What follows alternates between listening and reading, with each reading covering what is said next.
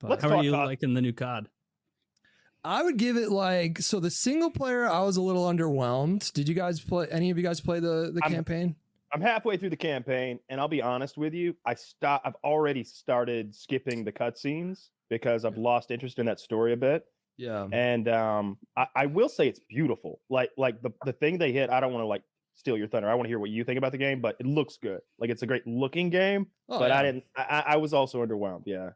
So far, it's a bit of a mixed bag with the game because there are some truly epic moments and like some really cool. COD is really known for these cinematic action set pieces that sort of throw homage to a lot of probably favorite movies that we like.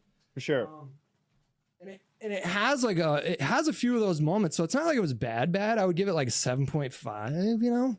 Yeah. But I just thought the villain was like super underwhelming. I didn't really care about him at all. And that's not what we're paying for either. You know, we're paying $70, and when I paid that $70, it wasn't like counting on a good campaign. You got that 8 hours of content. And also I'm hoping that the multiplayer, which would be 10,000 hours of content, is also good. Like that's what I'm like. That's always my meat and potatoes. Yeah. I think very few people probably buy COD for the campaign, maybe like 5-10%. I have no idea how to estimate that, but yeah. But as far as like the MP goes, it's always going to be like a polarizing thing. Like I don't know if I'm ready to give it like a numerical score yet. The only way that I gauge if I like a COD or not is whether or not I want to keep playing. Like Vanguard came out, I kind of wanted to stop after like a couple weeks. Probably not even that long. I probably went to Caldera and spent most of my time on Warzone after that. But with this game, I wake up and I'm like, yeah, I want to keep playing. Like Search and Destroy plays pretty well. I think the maps are a lot better. Search plays well. Modern Warfare 2019. There's some problems that I think the footsteps aren't that bad in Respawn. They're certainly quieter than they were in the beta. But when you're playing no Respawn game types like Prison Rescue and Search, where the ambient noise going on in the background is a lot less, it's really hard to be sneaky at all. And there's no dead silence as a perk. So does it bother you that they left out like the whole barracks essentially? Like I can't go in there and see how many, say, knife kills in a row I need to get a calling card or whatever. Like I can't go in there and see what my kill death, my win loss. I can't tell like, hey, am I really good with M4 or does it just feel like it? Because before I could go and be like, holy shit, it just feels like it. I'm not any good with the M4. I should use that SCAR. But I can't go and see any of that. Yeah. Well, to me personally, I don't care, but I understand why people want those features in the game, especially given the fact that it was in the series just for such a long time. But the more recent CODs, like it's really obvious that they are squarely focused on cultivating and maintaining a casual base. Yeah. And that's kind of always been the case with COD. Like COD became extremely successful in COD 4.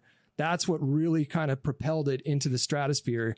And this isn't an exaggeration, completely changed the FPS genre and spawned a lot of clones. And you saw Halo trying to do COD stuff, and it just really influenced the whole genre. More sort of concentrated on console because PC's been doing their own FPS thing for a while. Yeah. But when I think about the fact that they've been like really targeting casuals from a really kind of top-down perspective, it just kind of makes sense. So it doesn't bother me. I'm like, yeah, I kind of get it. Whatever. This Call of Duty is perfect for a guy who plays a couple hours a night, every night on his Xbox, and he plays maybe with his buddies, but probably just alone goofing around. Like that's the guy. That's who this is catered to because the party system sucks. We have such a hard time getting in a party, staying in a party, and getting games. Are you still having problems staying with the party? Because after they patched it, the party doesn't break.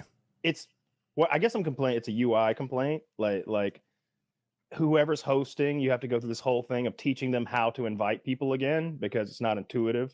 They're scroll every person's name, everyone your friends list is a big banner that's like animated now. Not a word that means Taylor, like Murka or whatever your Capone. That's all I want. I want a word that means you, and I want a whole list of them so I can get all the ones I want. Put check marks next to them so I can invite all at once. That's cool. Save me some time, but don't show me that Taylor really loves and is proud of his Mountain Dew calling card. So much so that it's animated and it's flashing Mountain Dew, and I'm just like, they have a tab that's called Showcase, And that showcase tab should be the first tab, because the showcase tab is just a list of your friends that are playing COD. It's still not like a tight list. It's still like these big bars. Like it takes it down from the next than the other thing. one. We all struggle with it. The UI, I think they said that they were working on some changes for it, but I think everybody's complaining about the UI at this point. I will say that it gets a little easier to navigate after like 10 days. I'm like, oh, okay, I kind of get it now. Yeah, I got it now. Oh, I've got it now. After 10 days, the professional gamers got it. You want a UI that people can sort of just intuitively navigate right away, and that just wasn't an iPhone in the desert. You know, he figures it out. He's calling his uncle Mustafa. Like Modern Warfare 2 in 2009. But it was the same thing. No frills to the point.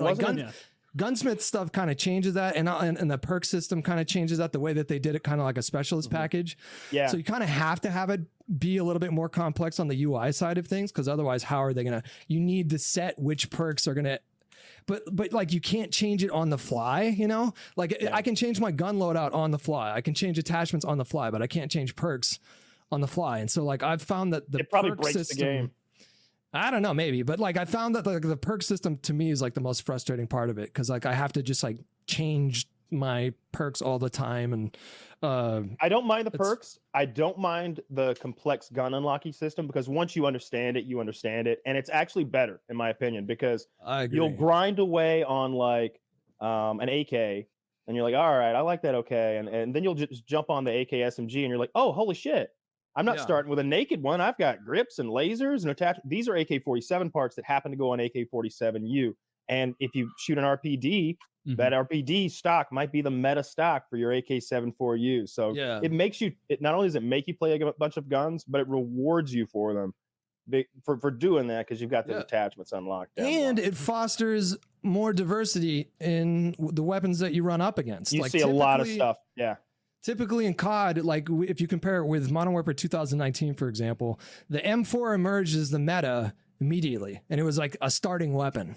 So I remember in those lobbies, probably 20-30% of the lobbies were people running around with max rank AKs, and some of the guns in that game were terrible. Like the AK was really bad, so nobody ever used that, and so there wasn't like a lot of weapon diversity. There was still some, but there wasn't really like a lot.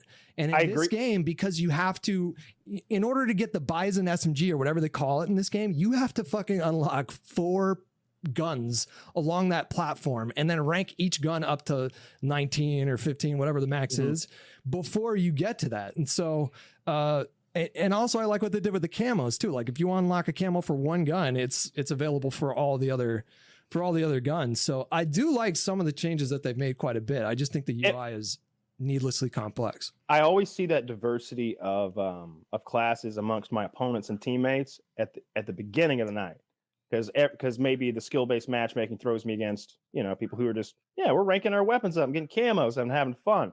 But after we went about 3, 4, 5, 6 in a row, it's like, oh, these guys have gold guns. All of these guys have gold guns. And these guys are only using the AK-74U and the AUG. And they're all gold, and they all got like gold rat shot pistols, and they're going hard in the paint. They're all in a full party. There's quite a few guns that you can use though. Like I feel like in terms of the options that you can have for like meta guns, you have like the SCAR, the AUG AR. The AUG SMG is the worst SMG in the game by far. It's terrible. You have the AK, whatever that the Vaznev, whatever that SMG is. That's what all the pros are using. The 74U. Oh, the SMG or the AR? The 74. Well, no, not the 74U. That's an AR. The 74U is another meta gun. There's like every sniper you can basically use. The SPX. There's like 12 different guns that you can roll with and just keep up just fine. I think I'm going to be done with it soon. If I'm being honest, I don't have any reason to continue playing. I think it's just a grind for camos. It's a grind for camos mostly, and I don't think I'll care. I originally only got the game because I heard that I would need to rank up shit for DMZ, but now that I've seen the like DMZ release, I don't want to play that anymore. No, that looked cheeks in my opinion. All right, so here's the thing. Like Tarkov, the reason it's so cool is there's an out of raid economy. This grip that I took off your bum ass is worth something to somebody else, and I'm gonna go get it. Yeah. Even if it's spiteful and I'm not making a profit, I'm gonna go sell your shit, bitch. Go watch. You Yep. can't do that in this game. What happens is everything you go into that raid and you loot and you find, you grind for, they just convert that over to XP at the Yeah. end of the match, and you get, oh, great, XP. I could have gotten that anywhere. I could have gotten that in Spec Ops single player. I could have gotten that in the campaign by playing it over. Like, you can get XP anywhere. XP is a dime a dozen. I wanted an economy. If there were more meaningful things in the battle pass, then it would sort of make sense. And if they made the battle pass like way grindier, because you typically, I feel like you can get through the battle pass pretty quickly. I mean, I don't know what I'm talking. I always buy myself through the battle pass right away. I'm pretty sure you can get through it like kind of. You can get through it like somewhat quickly. But how do you buy your way through it? Do you literally give money? They'll just. $100. I mean, it's a work expense for me. The more so money, like the more the further they'll work take you expense. I love that. It's not wrong, but just write it off. That's so.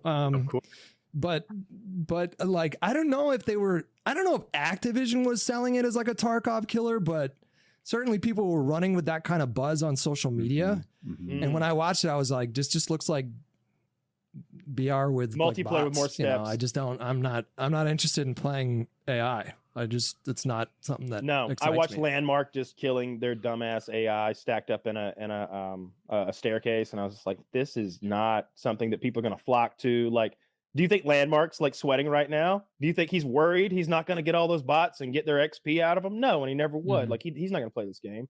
Like, those guys play Tarkov because their hands shake when they're done. That's why I play it. I played COD. I don't know. I've been level 55 for days and days. You get to max rank so goddamn fast, and there's no prestige yet. So like, but I'm burnt out on it. I'm done. I don't know why I play anymore. I'm not any good. Like, I'll be clear about that right away. Somebody's gonna say, "Oh, you don't like it because you're shit at it." My friends who are good at it are done with it too. My friends who like shit on people and probably have 6 KDs, like, they're pretty much done too. Like, the only reason I'm done right now is because Ragnarok came out and that game is incredible. But but I'm not done with the game. No, and I feel like I'm getting better at the game, and I want to keep improving. So that'll keep me hooked. Like, and especially when they add the ranked playlist, like me and my buddies Mike and Hector will. That's a different story. Play the ranked stuff for sure. But I won't because I'm shit at the game. I'm so bad at this one. I guess I hadn't played one in a while. I'm trying to think. Like the last COD I played on PC and like actually, because I've just been playing Tarkov. I've just been playing like Tarkov and RPGs and stuff like Vermintide. And Jesus Christ, I'm bad at this COD. How much of your frustration with it is like that complaint you've talked about where after you and Vovity and Dirty and like the good team, after you get like 8 wins, your connection gets shitty because they start like searching for people who are good enough to play you. And then like it's not just the connection. It's not just the ping. Like, I don't like that. The fact that it does that is just a minor complaint. That's like, how dare they? It's that like playing with my friends means I have to play with people who are way better than me all the time. And so I'm just always getting shit. I get turned on. It's embarrassing. like you get like turn on drop shotted all the time. No, they're not. Drop shotting doesn't really work. No, they took a lot of the movement stuff out. All you can really do is sort of jump peek corners. Drop shotting definitely works. Not on PC as much. Like the console auto aim is such a thing that like playing those guys in general is just it's hard. It's a lot harder to play. When I see it's console kids, I'm like, oh oh no. Well, the aim assist is real beefy in this game, and like beefier than other games, I think. Well, that's kind of been the trend for like the last like few years. Like they wanted to do the crossplay stuff, and I actually think that if you're gonna do crossplay, you need to give controller like you can't do it like there was something that came out recently that did crossplay. I think Overwatch 2, and they did it just the wrong way. Because console people playing with controller, they don't have any aim assist. And you just can't do. I don't like maybe every once in a while. Like I think there was a creator back in the day that disabled aim assist in the Treyarch games because they let you do it. You guys probably can think of who I'm thinking of, but I can't remember. Because like that's so crazy to turn it off. Of the population, it's just a frustrating experience to play with a controller and no. If you've never.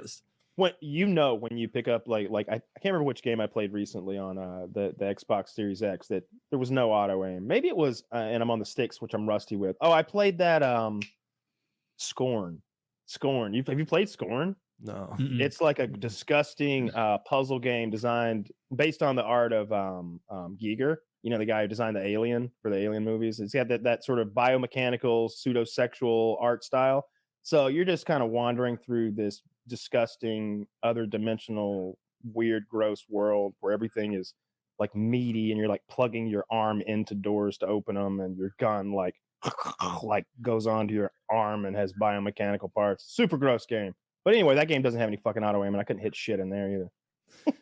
Yeah, no, but I think you need to have, like, there needs to be a balance, but I would say for sure, because a lot of these maps are, there's only one map that's like kind of big, and then the rest of them, most of the engagements with the exception of side lanes are mid-range, close mid-range, close range. And in those circumstances, the controller player is going to have like a pretty significant advantage unless you're pretty good with your aim with a mouse and keyboard, which is tricky up close if they're like jumping around, and your tracking just has to be godly. And like mine's getting better, but it's not like Shroud. No, on Sea of Thieves, the controller kids they get bullied, but over here it's the other way around.